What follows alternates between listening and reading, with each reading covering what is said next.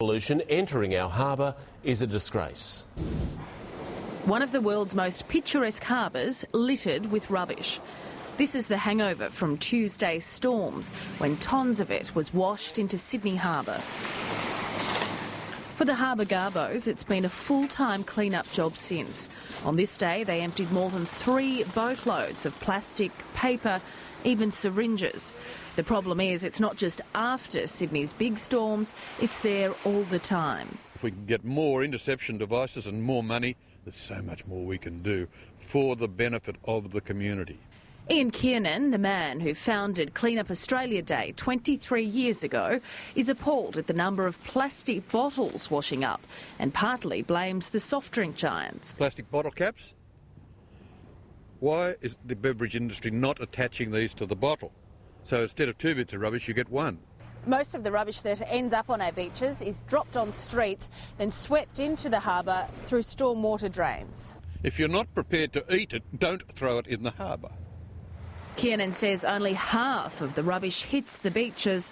The rest lies below the surface. Talitha Cummins, 7 News.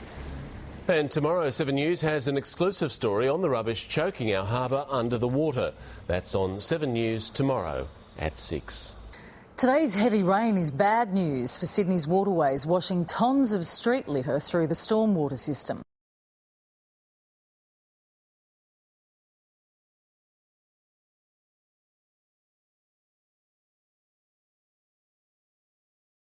News for Sydney's waterways, washing tonnes of street litter through the stormwater system.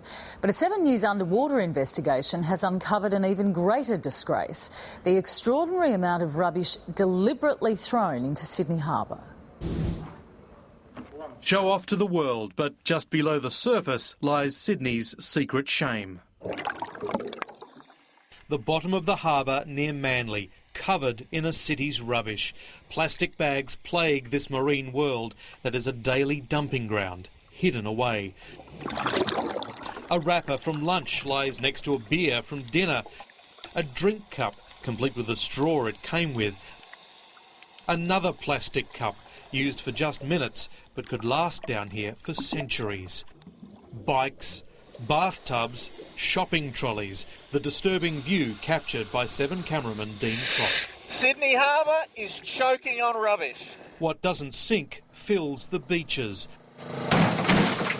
making a never-ending job for the Harbour Garbos, who collect more than 900 tonnes of it each year. We might clean a beach and we're really proud of the job we've done. We go away, then we drive past again the next day and it's all back.